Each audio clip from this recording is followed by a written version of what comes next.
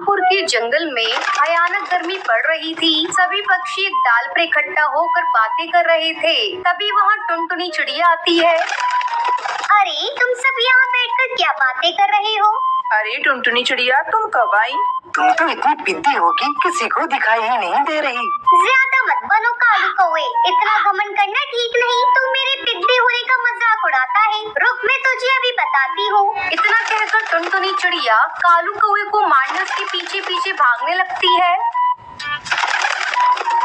टुनटुनी चिड़िया, छोड़ना नहीं इसको, बिना मारे वापस मत आना। कालू कौवे और टुनटुनी चिड़िया का झगड़ा देखकर सारे पक्षी हंसने लगते हैं। गुस्से में कालू कौवा वहाँ से अपने घर आ जाता है और घर आकर गुस्से में कहता है, आज मेरे ऊपर सारे पक्षी हंस रहे थे। मैं इन सबको सबक सिखा कर रहूंगा। मैं इनके साथ वो करूंगा जो इन्होंने सपने में भी नहीं सोचा होगा। कालू कौवा सोचने लगता है कि ऐसा वो क्या करे जिससे पक्षी कभी भूले नहीं। वो टेबल पर पड़ी कैंची उठा लेता है और वहाँ से चल देता है। वो चुपचाप टुनटुनी चिड़िया के घर जाता है। उस समय टुनटुनी चिड़िया आराम से सो रही थी। चुपके से कालू कौवा टुनटुनी चिड़िया के पास जाता है और उसके पंख काट देता है। आज मजा आएगा। बड़ी चालाक बन रही थी, मुझसे पंगा लेने चली थी पिद्दी चिड़िया। अब मैंने इसको उड़ने के काबिल नहीं छोड़ा। कालू कौवा टुनटुनी चिड़िया के कटे हुए पंख को लेकर घर वापस आ जाता है और उसे छुपा देता है। अगले दिन जब टुनटुनी चिड़िया सोकर उठती है तो वो देखती है कि उसके पंख कटे हुए हैं। वो रोने लगती है। ये क्या? कल रात तो मेरे पंख सही सलामत थे। सोते समय किसी ने मेरे पंख को काट लिया।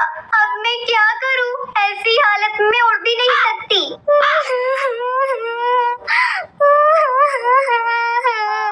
उसी रात कालू कौवा हरी तोती के भी घर जाता है और उसके भी पंख काट डालता है। इस तरह कालू कौवा एक एक करके उन सभी पक्षियों के पंख काट डालता है जो उस पे हंस रहे थे। बड़े चले थे मेरी हंसी उड़ाने। इनका पंख काटकर मैंने इनकी सारी हेगड़ी निकाल दी। इनके कटे पंख देखकर मेरा कलेजा ठंडा हो गया। वहीं दूसरी तरफ पूरे जंगल में हड़कंप मच जाता है। अरे टूनी चिड़िया, तूने कुछ सुना? कल रात किसी ने पक्षियों के पंख काट डाले।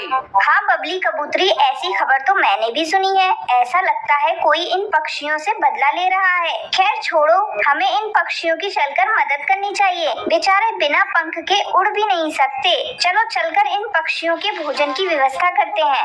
ऐसा कहकर टूनी चिड़िया और बबली कबूतरी टुनटुनी चिड़िया के घर जाती है। अरे टुनटुनी चिड़िया, तुम्हारी ये हालत कैसे हो गई? हमें बड़ा कष्ट हो रहा है। ये लो भोजन, इसे तुम खा लो। टूनी चिड़िया, पता नहीं मुझसे किसकी क्या दुश्मनी थी, किसने मेरे पंख काट दिए। तुम चिंता मत करो टुनटुनी, कुछ दिनों की बात है, फिर तुम्हारे नए पंख आ जाएंगे। उसके बाद टूनी चिड़िया और बबली कबूतरी सभी पक्षियों के घर जाती है और उन्हें भोजन देती है। पक्षियों की हालत देखकर टूनी चिड़िया बहुत दुखी थी। वो दुखी मन से कालू कौवे के घर भी जाती है। टूनी चिड़िया देखती है कि कालू कौवा पक्षियों के कटे हुए पंख से खेल रहा है। अरे ये क्या कालू कौवे, सभी पक्षियों के पंख तुम्हारे पास कैसे? इसका मतलब तुमने ही उन पक्षियों के पंख काटे हैं। ये तुमने बहुत बड़ा अपराध किया है, इसलिए अब तुझे सजा मिलेगी। टूनी मौसी, ये सारे पक्षी मेरी हंसी उड़ा रहे थे, इसलिए मैंने उनके पंख काट डाले। मैंने गुस्से में ये सब कर दिया, मुझे माफ कर दो।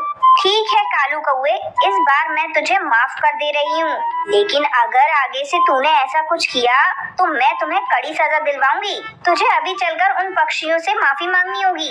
टूनी चिड़िया उन सभी पक्षियों से कालू कौवे को माफी मांगने को कहती है। कालू कौवा सभी पक्षियों से माफी मांगता है। टूनी चिड़िया के कहने पर सारे जंगल के पक्षी उसे माफ कर देते हैं। धीरे धीरे उन सभी पक्षियों के पंख आ जाते हैं और फिर सभी खुशी खुशी रहने लगते हैं।